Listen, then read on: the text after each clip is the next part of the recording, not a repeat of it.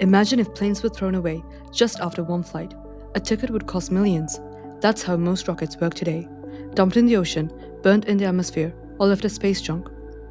Sustainability matters now more than ever, and reusability goes hand in hand with it.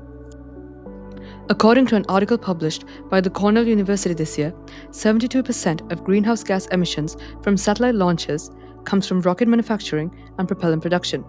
Reusability can cut down production-related emissions by a staggering 95%, and that is why reusable rockets are so important and why we chose to explore its progress across the space sector today.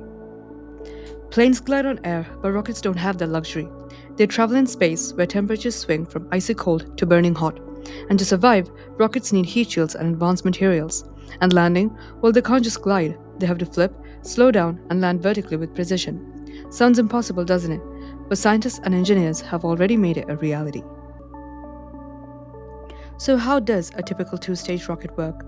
At launch, the booster fires, providing the massive thrust needed to lift the rocket skyward. As fuel burns, weight drops until the first stage separates and then falls away. Then, the second stage ignites, pushing the payload to its desired orbit. Once the target altitude and speed are reached, the fairing is shed and the mission begins, whether it's orbiting the Earth, heading to the Moon, or even beyond. Before today's reusable rockets, there was the Space Shuttle, the first reusable orbital vehicle. Its boosters and orbiter flew multiple times, carrying astronauts and cargo to the ISS. Even though it needed huge refurbishments, it paved the way for what's happening now. From now on, we'll see how different space agencies and companies all over the world are taking on this challenge of building reusable rockets and how far they've come. First up is Indian Space Research Organization's Pushpak spaceplane, testing hypersonic flight, autonomous navigation, and runway landings. In recent years, it has proved that it can glide back safely like a plane after being dropped from a helicopter. And now, ISRO aims to master vertical takeoff and landing and develop Scram jets, engines that can breathe air at hypersonic speed for faster and much more efficient flight. Pushpak could one day return as a reusable second stage instead of being lost, but for now, proving that it can reach orbit and re-enter is India's next big step.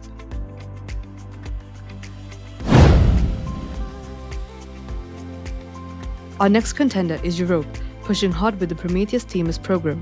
Prometheus is a low-cost, reusable methane engine powering Themis, a test rocket with landing legs.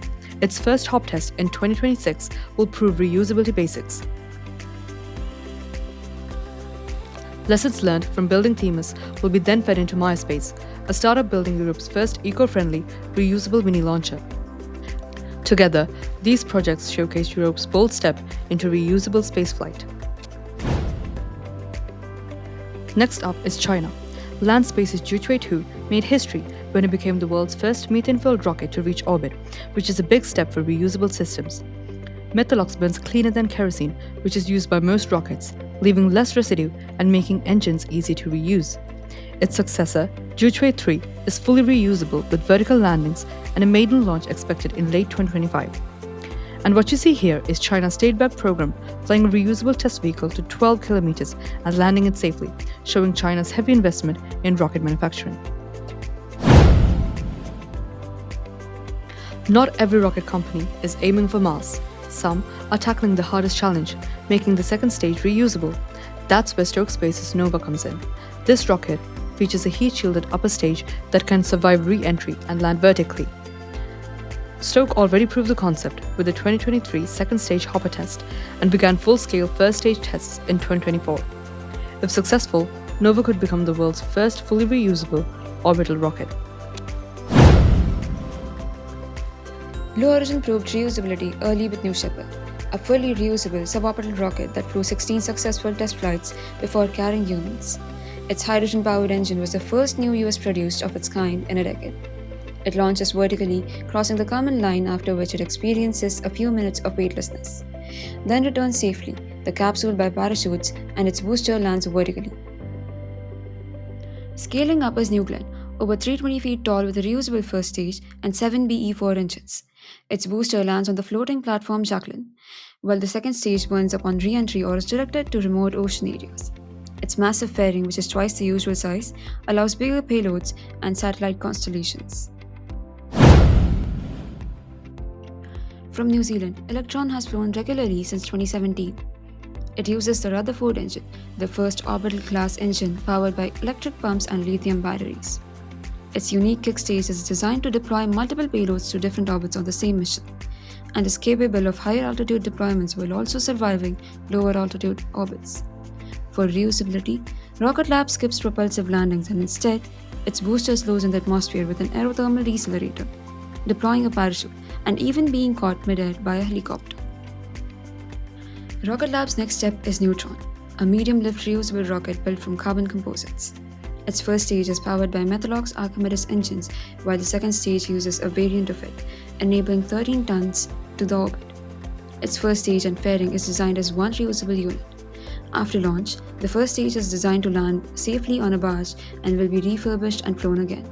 Even though it hasn't flown yet, Neutron's innovative design has put it ahead of many other medium-lift rockets, still on the drawing board. The game changer is Falcon 9, the first orbital-class reusable rocket. The first stage lands on land or drone ships using grid fins and legs, and the payload fairings are also recovered and reused. As of August 2025, Falcon 9 has flown 515 missions with 438 reflights. Falcon 9 didn't just launch rockets, it changed the way we think about spaceflight. At the heart of every Falcon 9 is the Merlin engine. The engines are powered by rocket-grade kerosene and liquid oxygen, designed to be super efficient, reliable, and reusable. Each Merlin can throttle, restart mid-flight, and work in perfect harmony with the others, helping Falcon 9 land back safely on Earth. These engines are the reason reusability went from dream to reality, from hundreds of thousands per launch back in the space shuttle days to a fraction of that with Falcon 9. SpaceX's Starship is the largest rocket ever built, designed to take people and cargo to the moon, Mars, and beyond. Standing 120 meters tall, its two-stage system is designed to be fully reusable, with a super heavy booster powered by 33 methane-burning Raptor engines, and Starship on top equipped for crew and cargo. Built from stainless steel, it's strong, durable, and designed for multiple uses. The goal is rapid reusability, similar to how airplanes are operated, to dramatically lower the cost of access to space.